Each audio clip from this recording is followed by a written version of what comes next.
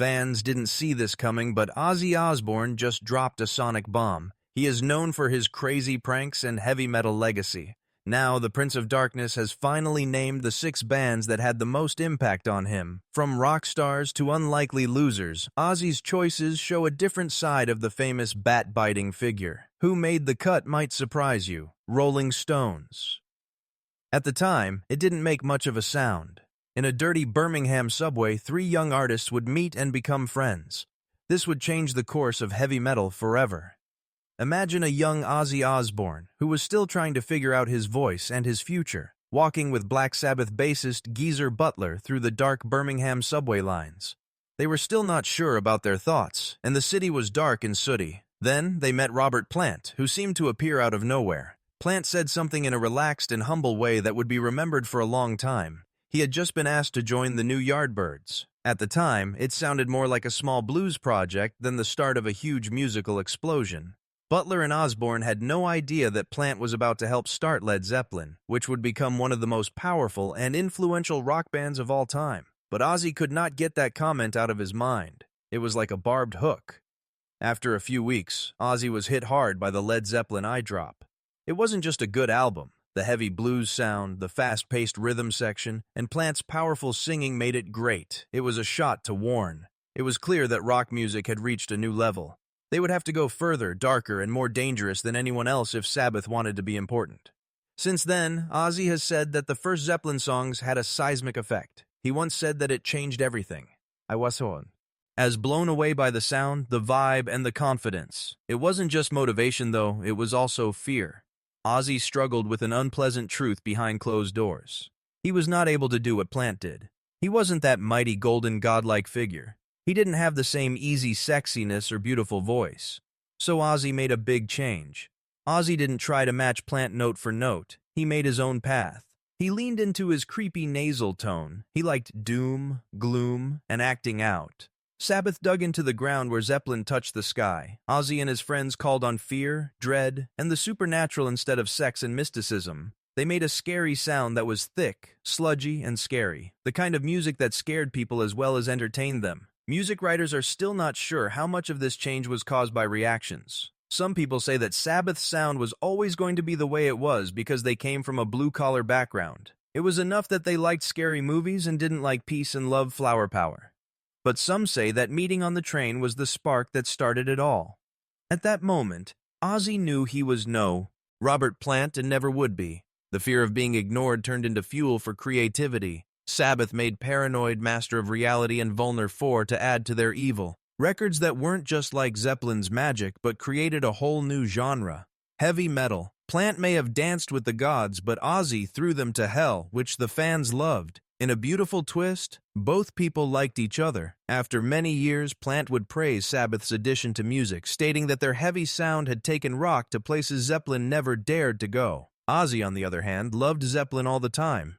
He joked, "I love Robert Plant singing a Led Zeppelin song in concert, and then I get a text from him telling me to buy more milk." It was a funny way to remember that gods and people live in the same world.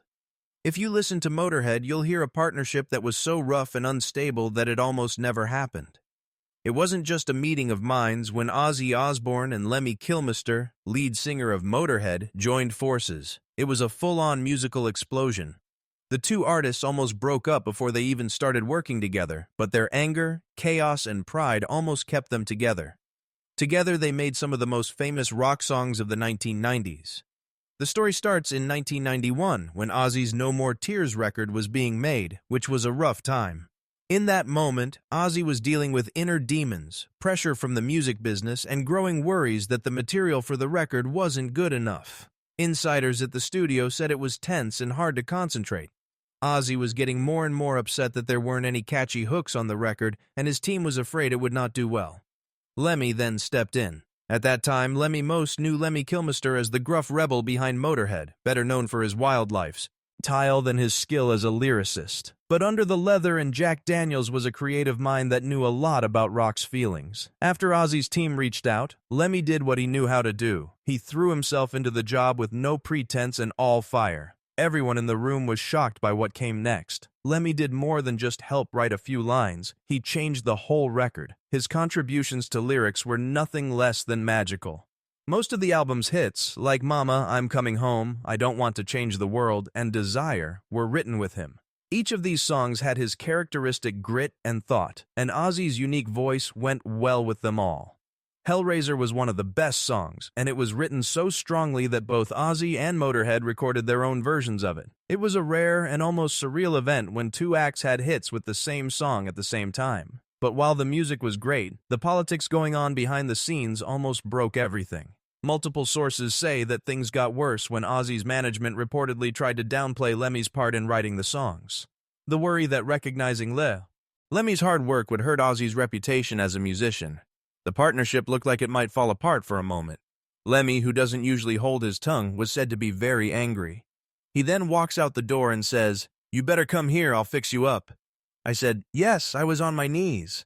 Later in an interview, Lemmy made a joke about the project's politics in the music business and people's big egos. Surprisingly, though, the friendship between the two giants won out. Both Ozzy and Lemmy knew that their friendship, which was based on mutual respect, shared excess, and an unspoken understanding of what it's like to live the rock and roll life, was worth more than praise or awards. Their creative relationship hit its peak again in 1992, when Ozzy joined Motorhead on their album March or Die. They let the music speak for itself.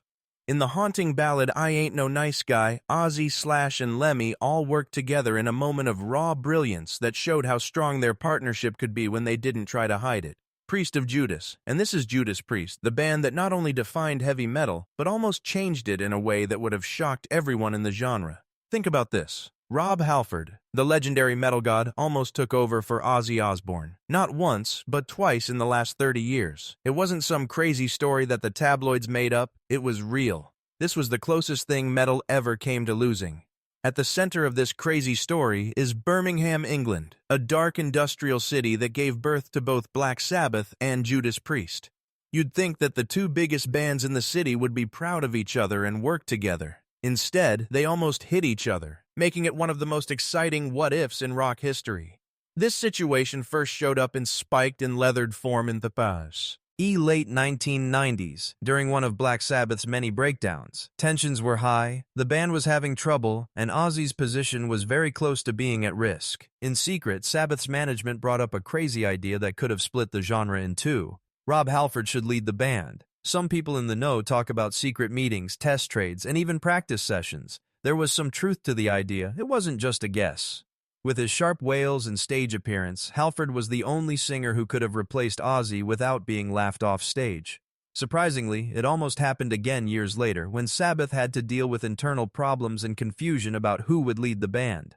This time, Halford did come in for a few live shows. He famously took over for Ozzy during an Ozzfest show in 2004, when Ozzy got sick and couldn't play. It was a strange moment. Halford led Sabbath on stage and played War Pigs and Paranoid with frightening accuracy. It was a look into a different past, and it worked. There were rumors of treason and the looming shadow of what could have been, but Halford and Ozzy still treated each other with a lot of respect. In fact, Ozzy never stopped liking the person who almost replaced him. From what he said in interviews, Halford can still hit those high notes, which blows my mind. He even called Halford one of his favorite metal singers. That's more than just good manners. That's respect made in the fire. That fire wasn't always hot, though. In the late 1970s, Sabbath and Priest were competing with each other more than ever. Both were at the top of the metal scene and didn't want to give up. Back then, studio engineers and producers remember hearing tense phone calls from Ozzy's camp, where people were mad about Priest's growing fame and Halford's high-pitched singing. Ozzy is said to have worked harder in the studio to keep up. This led to some of his wildest, almost crazy performances on records like Blizzard of Oz and Never Say Die. It wasn't just about who could scream louder or shred faster. It was also about identity, pride, and staying alive. Both men were not only trying to be the best, but also to be seen as important in a world that still thought heavy metal was risky, weird, and useless. Their paths crossed, and they both struggled with addiction. Both had to lead their bands through times when music was changing, and despite the chances, they both became icons. In the end, that battle between them made something stronger than competition: brotherhood. It wasn't just another talking head moment when Ozzy paid respect to Judas Priest in his video for the Rock and Roll Hall of Fame induction in 2022. He said nice things that were full of love and awe. It was the most honorable thing a man could do for someone he used to be afraid of being replaced by. The rock band. Get ready for one of the most shocking facts in rock history. It's no secret that Ozzy Osbourne, the Prince of Darkness and the bat-biting hero of heavy metal chaos, is crazy about the Beatles. Not like, I like their early stuff kind of way. No, this is a deep, lifelong, almost unbelievable love that has been with Ozzy from his days as a poor kid in Birmingham to his worldwide fame as one of the craziest music stars of all time. It's not just love for a few songs either. This is emotional, creative, and sometimes just plain weird. Ozzy has said in public that he used to really wish that Paul McCartney would marry his sister. He once went on and on about how great it was to him. Being honest about all this crazy stuff and how great it would be has always been a lifelong goal of mine. That's more than just fan worship. That's full-on Beatlemania taken to a personal, almost family-like level.